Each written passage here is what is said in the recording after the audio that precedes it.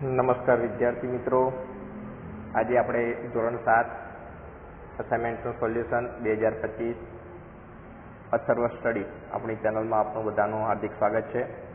પ્રકરણ 7 થી શરૂઆત કરીશું. ખાલી જગ્યાઓ છે. પ્રશ્ન નંબર 1 અ 0.5% 5 એટલે કેટલા ટકા? તો 0.5 આપણે ટકામાં ફેરવવા માટે 5/10, કારણ કે 0.5 છે, ગુણ્યા 100.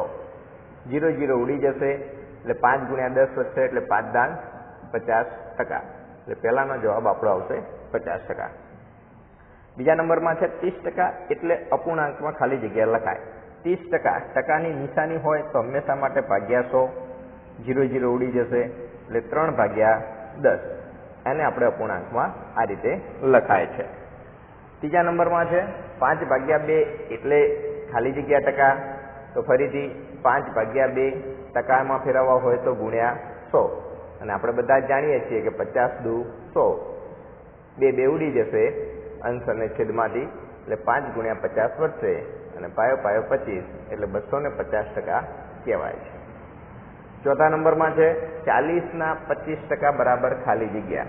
તો 40 ગુણ્યા 25 ભાગ્યા ટકાની નિશાની હોય તો ભાગ્યા 100. અહીંયા સીધે આપણે ઉડાડી શકીએ છીએ. 25 ચોક 100 એટલે 25 ઉડી ગયા. 10 ચોક 40 એટલે 4 ઉડી ગયા. એટલે અહીંયા આપણો જવાબ મળશે 10. એટલે 40 ના 25% બરાબર 10 થશે. તેનાથી આગળ જોઈએ 80%. તો 80% બરાબર ખાલી જગ્યા ટકા માઇનસ 20%. તો અહીંયા બે વસ્તુ થાય. અહીંયા 80માં અને 20 ઉમેરી નાખો એટલે તમને ડાયરેક્ટ મળી જાય કે 100, અને 100માંથી આપણે 20 બાદ કરીએ એટલે આપણને 80% મળે છે. છઠ્ઠા નંબરનું છે જો પડતર કિંમત મોટી હોય વેચાણ કિંમત કરતા તો શું થાય? તો હંમેશા માટે ખોટ જાય છે, કારણ કે જે કિંમતે આપણે વસ્તુ લીધી છે એના કરતાં પડતર કિંમત જે છે વધારે અને વેચાણ કિંમત ઓછી હોય તો ખોટ જાય છે. 7મા નંબરમાં જો પડતર કિંમત કરતાં વેચાણ કિંમત વધારે હોય તો આપણને નફો મળે છે. 8મા નંબરનું છે મહેશનો માસિક પગાર ₹5000 છે, તેમાંથી તે ₹1000 ખર્ચ કરે છે, તો તે આવકના ખાલી જગ્યા ટકા કહેવામાં આવે છે. તો સિમ્પલ ગણતરી છે કે ₹5000 એ 100% કહેવાય. તો ₹1000 એ કેટલા ટકા કહેવાય? તો 1000 ગુણ્યા 100 ભાગ્યા 5000. આ સરળ ગણતરી કરવા માટે આ 3 મીંડા ગયા. હવે આપણને ખ્યાલ છે કે 20 50 100, એટલે આ 5 અને છેદવાળા 5 પણ ગયા, એટલે ટોટલ કેટલા ટકા આવશે? 20%. તો આનો જવાબ આપણને મળે છે 20%. જો તમને થોડુંક ઝડપી લાગતું હોય તો તમે સ્ટોપ કરીને પણ ગણતરીને જોઈ શકો છો. જે છેદ ઉડે છે એને સમજવાનો પ્રયત્ન કરો. આગળ પ્રકરણ નંબર 8 તરફ જઈએ. તો પહેલી ખાલી જગ્યા છે -20/25 નું અતિ સંક્ષિપ્ત રૂપ. હવે અતિ સંક્ષિપ્ત રૂપ એટલે શું? તો અતિ સંક્ષિપ્ત રૂપ એટલે જે સંખ્યા આપી છે તેમાં અંશ અને છેદમાં છેલ્લામાં છેલ્લી સંખ્યા, એટલે કે જ્યાં સુધી ઉડતું હોય ત્યાં સુધી ઉડાડવું. તેમાં સિમ્પલ આપણને ખબર છે કે 5 ચોક 20 અને પાયો 25. તો અહીંયા 5 અંશ અને છેદના ઉડી જશે તો -4/5 એ આપણો જવાબ વધશે. એ જ પ્રમાણે 3/8 એ ખાલી જગ્યા સંખ્યા છે.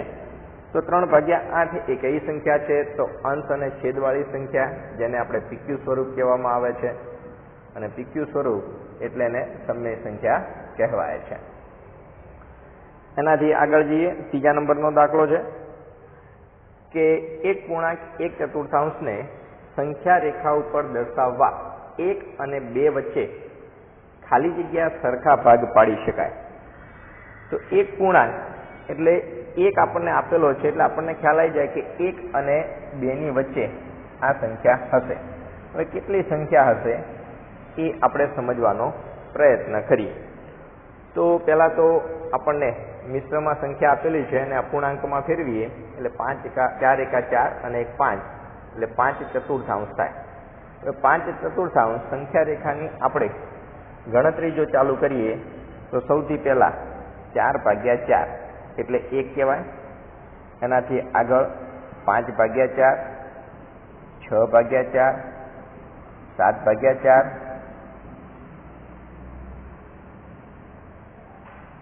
અને 8/4 એટલે કેટલા થઈ જાય? 2. તો હવે કેટલી સરખા ભાગ થયા? તો આ 1, 2, 3 અને 4 એટલે આપણો જવાબ આવશે 4. તો 4 સરખા ભાગ થાય છે. ચોથા નંબરનું છે ખાલી જગ્યા સંખ્યાઓનું સંખ્યા રેખા પર નિરૂપણ 0 ની ડાબી બાજુ. તો ડાબી બાજુ હંમેશા માટે ઋણ સંખ્યાઓનો જ આપણે દર્શાવીએ છીએ. જે તમે જાણો છો સંખ્યા રેખા વચ્ચે 0, ડાબી બાજુ ઋણ અને જમણી બાજુ ધન સંખ્યાઓ. એના પછી 5મા નંબરનો 1.3/4 ની વ્યસ્ત સંખ્યા લખો. તો વ્યસ્ત સંખ્યા માટે પહેલા મિશ્ર સંખ્યાને અપૂર્ણાંકમાં ફેરવવી જરૂરી છે. 4 એકા 4, 5, 6 અને 7 એટલે 7/4 ની વ્યસ્ત સંખ્યા લખવાની છે. તો એની વ્યસ્ત સંખ્યા થશે 4/7. હવે 4/7 જે ઓપ્શન હોય એ આપણો સાચો રહેશે. એટલે ગણતરીની અંદર ખાસ ધ્યાન રાખવાનું છે. આપણે ગણતરી કરી અને જવાબ મેળવીશું તો સરળતાથી આપણને જવાબ મળશે. છઠ્ઠા નંબરમાં છે -2/3 અને ખાલી જગ્યા સરખી સમય સંખ્યાઓ છે. સરખી સમય સંખ્યાઓ એટલે અંશ અને છેદ ઉડતા હોય તેવા. તો આની અંદર ઉડતા નથી, આની અંદર પણ ઉડતા નથી, આની અંદર પણ ઉડતા નથી. આ ધન સંખ્યા છે અને આપણે ઋણમાં જવાબ લેવાનો છે. તો અહીંયા 2 તરી 6 છેલ્લો ડી ઓપ્શન છે એની અંદર અને 3 તરી 9. તો અહીંયા 3 ઉડી જશે તો આપણને જવાબ -2/3 એટલે સરખો જવાબ મળશે. એટલે આપણો ઓપ્શન ડી એ અહીંયા જવાબમાં મળશે. એના પછી આગળ જઈએ 7મા નંબરનું -1/8 અને -4/8 વચ્ચેની સમય સંખ્યા. તો આપણે સમય સંખ્યા તો જાણીએ જ છીએ. તો આ બંનેની વચ્ચે એક 2/8 આવશે અને 3/8 આવશે, બંને માઇનસ વાળી. તો આ બંનેમાંથી જે સંખ્યા આપણને આપેલી હોય એ આપણે લખવાની થાય. એટલે ઓપ્શન નંબર ડી -3/8. 8મા નંબરનું છે કે -3/4 અને 1/3. તો હવે આ બંને વચ્ચેમાં ઓપ્શનો આપણને લેસ ધેન અને ગ્રેટર ધેન ના આપેલા છે. તો લેસ ધેન અને ગ્રેટર ધેન કઈ સંખ્યા મોટી? તો સિમ્પલ વસ્તુ, જ્યારે આપણને એક ઋણ નિશાની વાળું આપેલું હોય ને એક નિશાની વગરનું હોય એટલે ધન સંખ્યા કહેવાય. તો ધન સંખ્યા હંમેશા મોટી આવે છે. એટલા માટે આપણે લેસ ધેન નો જવાબ રાખીશું. એના પછી પ્રકરણ નંબર 9 જેની અંદર થોડીક ગણતરીઓ છે. પેલો છે 22 સેમી પરિઘવાળા વર્તુળનો વ્યાસ ખાલી જગ્યા છે. હવે વર્તુળનો વ્યાસ કીધેલો છે તો આપણને સૂત્ર યાદ હોવું જોઈએ કે વર્તુળનો પરિઘ બરાબર પાઈ ઇન્ટુ ડી. આમ તો 2πr પણ થાય છે, પણ વ્યાસ આપણે શોધવાનો છે એટલા માટે ડાયરેક્ટ વર્તુળનો પરિઘ આપણને 22 આપેલો છે. પાઈની કિંમત ન આપી હોય તો 22/7 અને ડી એમનો એમ જ. હવે આ જે 7 છે બરાબરની જમણી બાજુથી ડાબી બાજુ જાય છે એટલે એ ગુણાકારમાં જશે. કારણ કે ભાગાકારમાં છે ગુણાકારમાં અને ગુણાકારમાં 22 છે એ નીચે ભાગાકારમાં જશે. બરાબર ડી અહીંયા 22 જતા રહેશે એટલે વ્યાસ ડી બરાબર 7 સેમી વધશે. તો આ આપણો જવાબ રહેશે. હંમેશા ગણતરી કરીને જવાબ લખશો તો ક્યારેય પણ જવાબ તમારો ખોટો નહીં પડે. બીજો છે 154 સેમી વર્ગ ક્ષેત્રફળ વાળા વર્તુળની ત્રિજ્યા ખાલી જગ્યા સેમી છે. હવે અહીંયા આપણે ત્રિજ્યા શોધવાની છે. તો ફરીથી ક્ષેત્રફળ છે એટલે વર્તુળનું ક્ષેત્રફળ ઇઝ ઇક્વલ ટુ πr². ક્ષેત્રફળ આપી દીધેલું છે 154 સેમી વર્ગ. પાઈની કિંમત કઈ ના આપી હોય તો 22/7 અને ત્રિજ્યા આપણે શોધવાની છે એટલે r નો વર્ગ. ફરીથી એ જ વસ્તુ સમજાવીએ છીએ કે 154 ગુણ્યા 7 અહીંયા ભાગાકારમાં છે તો સામે ગુણાકારમાં ગયું બરાબરની ડાબી બાજુ અને જે ગુણાકારમાં છે નીચે ભાગાકારમાં જાય છે. બરાબર r નો વર્ગ. હવે જો તમે ભાગાકાર કરશો તો તમને ખ્યાલ આવશે કે 22 થીટા 154 આપણને ઘડિયા આવડવા ખૂબ જ જરૂરી છે, જેથી આપણે ગણતરી સરળ કરી શકીએ. ઉપર વધ્યું 7 ગુણ્યા 7 બરાબર r નો વર્ગ, એટલે જો r મેળવવો હોય તો વર્ગમૂળમાં 7 ગુણ્યા 7 થાય, એટલે વર્ગમૂળમાં 2 વાર 7 હોય તો એ આપણને 1 વાર મળે છે, અને આ આપણો જવાબ આપણને મળે છે. ત્રીજા નંબરમાં છે અર્ધવર્તુળનો વ્યાસ મેળવવાનો છે. 77 સેમી આપેલું છે અને 77 સેમીના આધારે આપણે અર્ધવર્તુળનો વ્યાસ મેળવવાનો છે. તો અહીંયા સૂત્ર ખાસ યાદ રાખવાનું છે કે અર્ધવર્તુળનું ક્ષેત્રફળ, સૂત્રો તૈયાર હશે તો દાખલા ગણવામાં એકદમ સરળ રહેશે. 1/2 પાઈ r નો વર્ગ. ફરીથી અહીંયા પણ આપણે વ્યાસ મેળવવાનો છે, એટલે કે ડી મેળવવાનો છે, અને ડી મેળવવા માટે આપણે ગણતરી કરી અને પછી એનો જવાબ મેળવી શકીશું. ડાયરેક્ટ ક્ષેત્રફળ માટે આપણે ડી મેળવી શકતા નથી. તો અર્ધવર્તુળનું ક્ષેત્રફળ આપ્યું છે 77, 1/2 ગુણ્યા પાઈની કિંમત 22/7 ગુણ્યા r નો વર્ગ. સૌથી પહેલા આપણે r જ મેળવવો પડશે. અહીંયા 77 ગુણ્યા 2 ગુણ્યા 7 જે છેદમાં છે બંને ગુણાકારમાં ગયા, નીચે ભાગાકારમાં 22 બરાબર r નો વર્ગ. હવે આપણે જાણીએ છીએ કે 11 દુ 22 એટલે 2 2 ગયા. એ જ પ્રમાણે 11 થીટા 77 એટલે 11 11 ગયા. ઉપર વધ્યા 7 ગુણ્યા 7 બરાબર r નો વર્ગ. એટલે આપણે આગળ જોઈએ એ પ્રમાણે r બરાબર કેટલા થશે? 7 થશે. હવે આપણે વ્યાસ મેળવવાનો છે અને વ્યાસ ને ડી કહીએ છીએ. વ્યાસ બરાબર 2 ગુણ્યા ત્રિજ્યા. આપણને ત્રિજ્યા અહીંયા 7 સેમી મળેલી છે, એટલે 2 ગુણ્યા 7 બરાબર 14 સેમી. વ્યાસ આપણને કેટલો મળશે? 14 સેમી મળે છે. લગભગ બધાને ખ્યાલ આવતો જ હશે. ન આવે તો ફરીથી શાંતિથી એકવાર જોવું, અને હજી પણ ના ખબર પડે તો કોમેન્ટમાં લખવું, ફરીથી એની કોઈ માહિતી આપણે આપતા રહીશું. ચોથો પ્રશ્ન છે 22 સેમી વ્યાસવાળા વર્તુળની ત્રિજ્યા. વ્યાસ આપણને 22 સેમી એટલે ડી બરાબર 22 સેમી આપેલું છે. હવે ડાયરેક્ટ ત્રિજ્યા જ મેળવવાની છે, એટલે કે r મેળવવાનો છે. r બરાબર ડી ભાગ્યા 2 એટલે કે 22 ભાગ્યા 2. આપણે ખ્યાલ છે કે 11 દુ 22, 2 ઉડી જશે એટલે 11 સેમી. એટલે આપણો જવાબ આવશે અહીંયા 11 સેમી. એકદમ સરળ, શાંતિથી વિચારીને તમે લખશો તો તમને કોઈ જ પ્રકારની તકલીફ પડશે નહીં. 5મા નંબરનું છે એક સમાંતર બાજુ ચતુષ્કોણનું ક્ષેત્રફળ. અહીંયા ક્ષેત્રફળ 96 સેમી વર્ગ છે, તો તેનો પાયો 6 સેમી અને પાયા પરના વેધની લંબાઈ શોધવાની છે. તો આપણને જે માપ આપેલા છે તે સમાંતર બાજુ ચતુષ્કોણ, એને શોર્ટમાં સબાચકો કહીશું. તો સબાચકોનું ક્ષેત્રફળ આપણને આપ્યું છે 96 સેમી વર્ગ.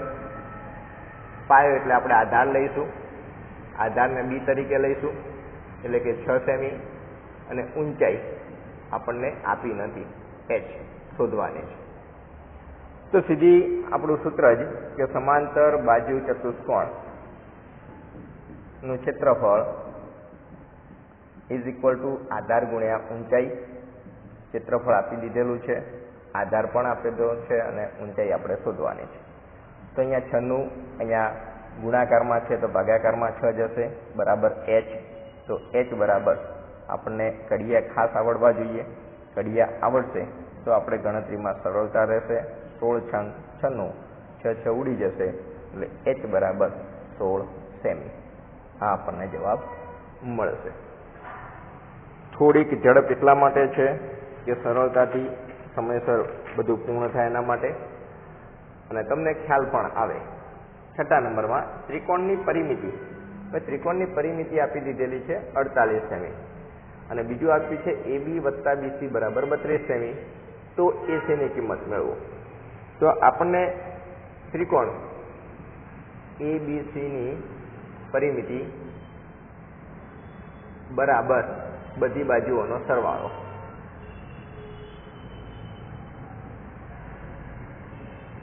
કઈ જ સૂત્રની ખબર ન પડે તો પરિમિતિ માટે આ એક જ સૂત્રનો ઉપયોગ કરી શકાય.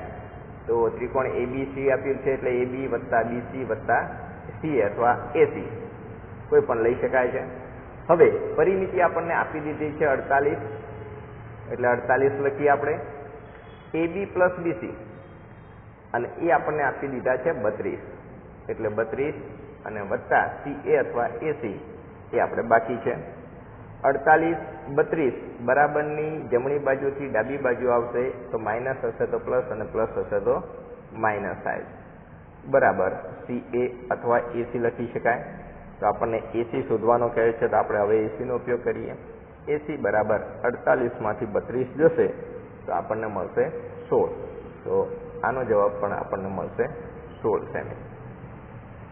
તો આ ખાસ ધ્યાન રાખવાનું છે. એના પછી છે વર્તુળનો પરિઘ. હવે સીધા સૂત્રો તરફ આપણે જઈશું અને સૂત્ર તરફ જઈએ ત્યારે આપણને સૂત્ર ખાસ આવડવા જોઈએ. સૂત્ર જેટલા તમે તૈયાર કરેલા હશે એટલું તમારા માટે સાચું છે. તો વર્તુળના પરિઘની અંદર આપણને સીધો ઓપ્શનની અંદરથી આપેલો છે. તો ઓપ્શન નંબર આપણે B કે 2 ગુણ્યા પાઈ ગુણ્યા r. આમ તો આપણે 2πr સૂત્રનો ઉપયોગ કરીએ છીએ વર્તુળનો પરિઘ 2πr, પણ ઓપ્શનમાં ખાસ ધ્યાન રાખવું ક્યાંક વ્યાસ ક્યાંક ત્રિજ્યા વગેરે આપેલો હોય તો આપણને આવડવું જોઈએ. 8મા નંબરમાં અર્ધવર્તુળની પરિમિતિ. હવે પરિમિતિ છે એટલે ખાસ ધ્યાન રાખો, પરિઘ હોય ત્યારે ધ્યાન રાખવું અને પરિમિતિ કીધી છે. પરિમિતિ એટલે πr વત્તા 2r.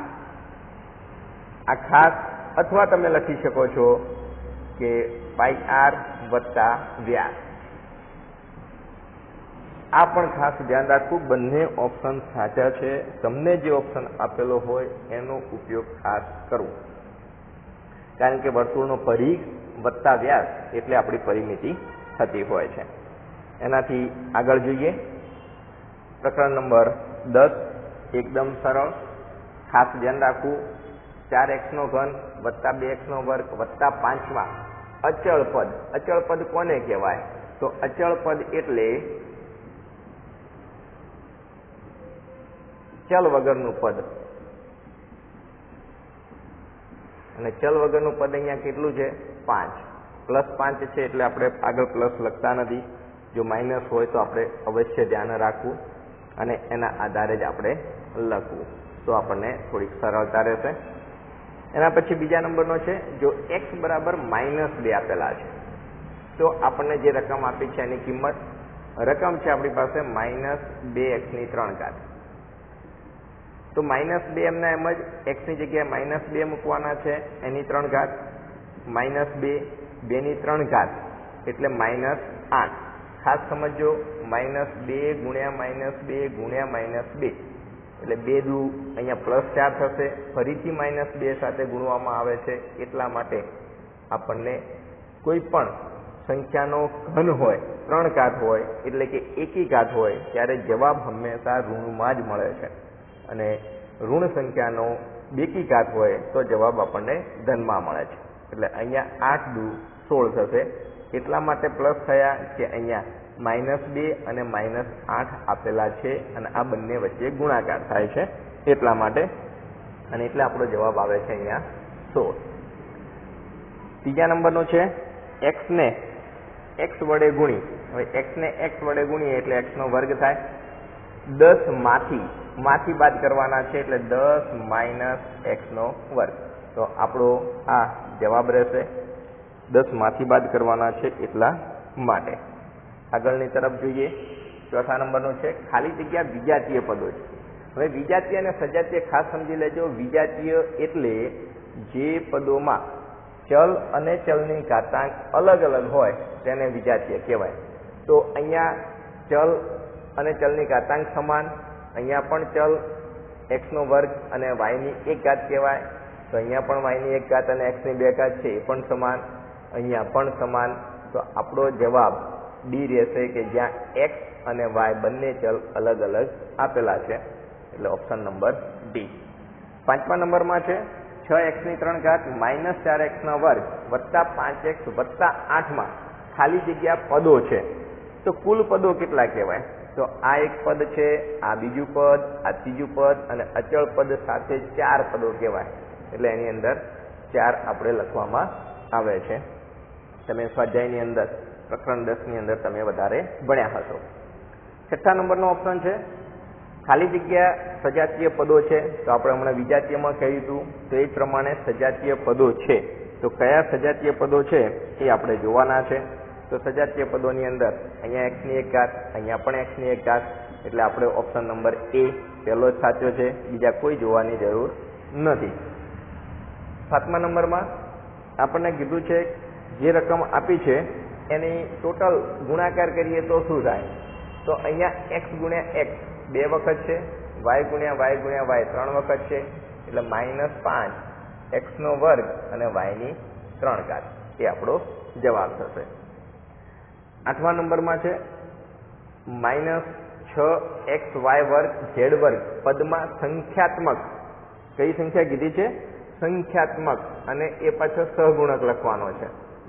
તો સહગુણક ખાલી જગ્યા છે, તો સહગુણક માટે આપણે એને ખ્યાલ છે સંખ્યાત્મક પાછો કીધો છે. અને સહગુણક કોને કહેવાય? તો ચલ પદો સાથે ગુણાકારમાં હોય એને સહગુણક કહેવાય. એટલે અહીંયા આપણને જવાબમાં આપેલા છે -6. તો આપણો જવાબ રહેશે -6. આગળ જોઈએ પ્રકરણ નંબર 11. એકદમ સરળ પ્રમાણિત સ્વરૂપમાં ફેરવવાનું છે. પ્રમાણિત સ્વરૂપ એટલે જે દશાંશ ચિહ્ન આપેલું હોય એ દશાંશ ચિહ્નને આપણે પેલી સંખ્યા પછી મૂકવું. એટલે કે 2.356 ગુણ્યા આધાર તરીકે 10 રાખવાનો છે. આપણે દશાંશ ચિહ્ન કેટલા સ્ટેપ ખસ્યા? 2 સ્ટેપ, એટલે 10 ની 2 ઘાત એ આપણો પહેલો જવાબ રહેશે. બીજા નંબરમાં છે 10,000 એટલે ખાલી જગ્યા. ઓપ્શન આપ્યા છે જેટલા મીંડા હોય એટલી આપણી ઘાત હોય. તો અહીંયા આપણને 4 મીંડા આપેલા છે. તો ઓપ્શન નંબર C 10 ની 4 ઘાત એ આપણો જવાબ રહેશે. ત્રીજા નંબરમાં કીધું છે 7 ગુણ્યા 7 ગુણ્યા 7 એમ 10 વખત એટલે કેટલા થાય? જો 10 વખત કીધા છે અને આધાર તરીકે આપણે એકની એક સંખ્યાનું પુનરાવર્તન થાય છે તો 7, અને 10 વખત હોવાથી એને ઘાતાંકમાં 10 લખવામાં આવે છે. તો આ રીતે આપણે દર્શાવીએ છીએ. ચોથા નંબરનો છે કે 4 ની 3 ઘાત ભાગ્યા 2 ની 3 ઘાત. તો એને ભાગાકાર સ્વરૂપે પણ આપણે લખી શકીએ છીએ. અમુક સીધા ગુણાકાર કરતા હોય છે, આપણે પણ સીધા કરી શકીએ છીએ, પરંતુ અહીંયા જો ઘાત સ્વરૂપે છે તો ભાગાકારમાં 2 લખી અને એની ઉપર 3 ઘાત, એટલે અહીંયા આપણે 2 દુ 4 ઉડાડી શકીએ છીએ. એટલે 2 ની 3 ઘાત, અને 2 ની 3 ઘાત એટલે 2 ગુણ્યા 2 ગુણ્યા 2, તો 2 દુ 4 દુ 8, એટલે આપણો જવાબ આવશે 8. કોઈ જગ્યાએ આપણને ગુણાકાર કરીને શીખવાડ્યું હોય તો એ પ્રમાણે પણ આપણે જવાબ મેળવી શકીએ છીએ. 5 ની 4 ઘાત, તો 5 ની 4 ઘાત એટલે 5 ગુણ્યા 5 ગુણ્યા 5 4 વખત. તો 4 વખત થાય તો આપણને ખબર છે પાયો પાયો 25 અને પાયો પાયો 25. ફરીથી આ બંનેનો ગુણાકાર કરીએ એટલે 25 ગુણ્યા 25, 25 નો વર્ગ એટલે 625. એકદમ સરળ, શાંતિથી ગુણાકાર કરવા જેથી ભૂલ ન પડી શકે. છઠ્ઠા નંબરની અંદર પણ આપણે 2 ની 3 ઘાત ગુણ્યા 3 ની 3 ઘાત એટલે 2 ની 3 ઘાત એટલે 2 દુ 4 દુ 8, અને 3 ની 3 ઘાત એટલે 27, અને બંનેનો ગુણાકાર કરી અને આપણે સીધો જવાબ લખી શકીએ છીએ કે 27 8 216. તો આ રીતે આપણને જવાબમાં સરળતા પડે. જો તમારે ગુણાકાર કરીને પછી જવાબ મેળવવો હોય તો પણ તમે મેળવી શકો છો. 7મા નંબરનું છે 2 ની 6 ઘાત ભાગ્યા 2 ની 4 ઘાત. તો સીધું જ્યારે ભાગાકારની નિશાની હોય અને આધાર સરખો હોય ત્યારે ઘાતાંકોની બાદબાકી થાય છે. એટલે 2 ની 6 માંથી 4 કાઢીશું એટલે 2 ની 2 ઘાત. જો આપણને જવાબમાં ઘાતાંક સ્વરૂપે લખવાનું કહ્યું હોય તો આપણે ઘાતાંક સ્વરૂપે જ લખવું, અને આધાર સ્વરૂપે કીધું હોય તો આધાર સ્વરૂપે. એટલે આપણો જવાબ 2 ની 2 ઘાત જ રહેશે. રકમમાં જો થોડી ઘણી મિસ્ટેક હોય, ઘાતાંકની બાદબાકી કરવાની છે, તો એ પ્રમાણે આપણે લખીશું. 8મા નંબરનું છે 2 ની 2 ઘાત ની ઉપર 3 ઘાત. તો જ્યારે ઘાતની પણ ઘાત હોય ત્યારે ગુણાકાર, તો 2 ની 3 દુ 6 ઘાત. આ રીતે આપણે જવાબમાં લખવાનું છે અને 2 ની 6 ઘાત લખી શકીએ છીએ. તો 2 ની 6 ઘાત ઓપ્શનમાં ન આપેલું હોય તો આપણે 2 ગુણ્યા 2 ગુણ્યા 2 ગુણ્યા 2 ગુણ્યા 2 6 વખત 1 2 3 4 5 અને 6 તો 2 દુ 4 4 દુ 8 8 દુ 16 16 દુ 32 32 દુ 64 આપણો જવાબ કેટલો રહેશે 64 એ જવાબ આપણે રાખી શકીએ છીએ.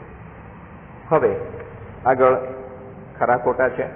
ખરા ખોટા આપણે બધા જ એક વાર જોઈ લઈએ ફટાફટ. પ્રશ્ન નંબર 1બ પ્રકરણ નંબર 11 તો a ની 2 ઘાત ગુણ્યા a ની 3 ઘાત ગુણ્યા a ની 4 ઘાત તો 4 ને 3 7 ને 2 આ બધાનો સરવાળો કરીશું તો આપણને જવાબમાં 4 ને 3 7 8 9 9 ઘાત મળશે ને અહીંયા 24 છે એટલે પહેલાનો જવાબ ખોટો.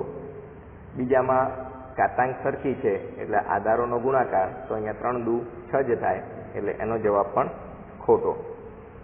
ત્રીજા નંબરમાં 9 ની 3 ઘાત એટલે 9 નો ઘન એ 729 થાય છે એટલે જવાબ સાચો. ચોથા નંબરમાં 9000 3 ની 2 ઘાત અને 10 ની 3 3 ની 2 એટલે 9 અને 1000 એટલે બંનેનો જવાબ આપણને સાચો. 3 ની 6 ઘાત ની કિંમત 18 થાય તો ખોટી. 3 ની 6 ઘાત ની કિંમત 18 થતી નથી.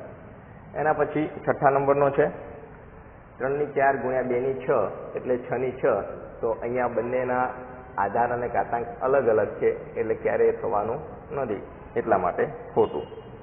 સાતમા નંબરનું 4 ની 0 અને 540 ની 0 તો કોઈ પણ સંખ્યાની 0 ઘાત હોય તો જવાબ સરખો જ આવે એટલા માટે સાચું. આઠમા નંબરમાં 10 ગુણ્યા 10 ની 9 અને અહીંયા 100 ની 9 તો અહીંયા 10 ની 1 જ કહેવાય. ટોટલ 9 ને 10 ની 10 જ થવી જોઈએ. અહીંયા 100 ની 9 કીધી છે એટલા માટે ખોટું. નવમા નંબરમાં 236.15 નું પ્રમાણિત સ્વરૂપ આપણને અહીંયા આપ્યું છે એ ખોટું. આગળ આપણે જોયું એ પ્રમાણે જ પ્રમાણિત સ્વરૂપ થશે. 10મા નંબરમાં 82,345 ને આપણને સંખ્યાત્મક એટલે કે વિસ્તૃત સ્વરૂપે દર્શાવ્યા છે તો એ સાચું છે એટલા માટે સાચું.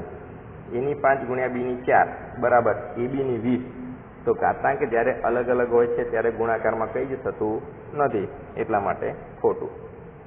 અહીંયા 5 ની 3 ની 4 ઘાત એટલે બંનેનો ગુણાકાર 4 તરી 12 બંનેનો ગુણાકાર થાય છે માટે છેલ્લો જવાબ પણ સાચો. એના પછી પ્રકરણ નંબર 13 પેલો છે લંબચોરસનો પડછાયો વર્તુળ મેળવી શકાય છે તો ખોટું. એકદમ સરળ ચેપ્ટર છે, ખાસ તૈયાર કરવું. આઈસ્ક્રીમ કોન એ 3D વસ્તુ છે તો સાચી વાત. જોકરની ટોપી એ પણ 3D વસ્તુ છે સાચી વાત. ઘનનો પડછાયો ષષ્ઠકોણ આવે છે તો ખોટું. નોટબુકનો પડછાયો ગોળ મળે છે તો એ પણ ખોટું. ચતુષ્કોણ એ 3D આકૃતિ છે ખોટું. 7મા નંબરનું છે લંબઘનને 12 શિરોબિંદુ હોય છે તો એ પણ ખોટું. લંબઘન હોય તેને શિરોબિંદુ 4 સામે 4 સામેની બાજુ એટલે ટોટલ 8 જ મળવાના છે. 8મા નંબરનું 2 રૂપિયાના સિક્કાનો પડછાયો વર્તુળ મળે છે સાચી વાત. તમે ઘરે પણ પ્રયત્ન કરી શકો છો. સમઘનને 8 ધાર હોય છે તો કોઈ પણ ઘન હોય એના ધાર એ કેટલા હોય એ આપણે બધા જ જાણીએ છીએ. તો ધાર આપણે ટોટલ 4 ને 4 8 9 10 11 ને 12 એકબીજાના જવાબો સામસામે છે 7મા અને 10મા નંબરના. જો એમાં ફેરફાર થાય તો એ પાછું લખી શકાય છે. 10મા નંબરનું છે લંબઘનને 8 બાજુઓ હોય છે ખોટું. લંબઘનને 6 જ બાજુઓ હોય છે. સમઘનને 6 બાજુઓ હોય છે ખરું. અને 12મા નંબરનું છે સમઘનનો પડછાયો લંબચોરસ હોઈ શકે તો સમઘનનો પડછાયો અહીંયા લંબચોરસ હોઈ શકે એ પણ ખરું. તો એ એવા પ્રકારના કિસ્સાઓની અંદર જ છે કે જે પ્રકાશ કેવા પ્રમાણે પડે છે એના આધારે. તો અહીંયા આપણે પ્રશ્ન નંબર 1A અને B પૂર્ણ કરીએ છીએ. બીજો એના પછી જો તમને સારું લાગ્યું હોય તો ચેનલને લાઈક અને સબસ્ક્રાઈબ જરૂર કરજો.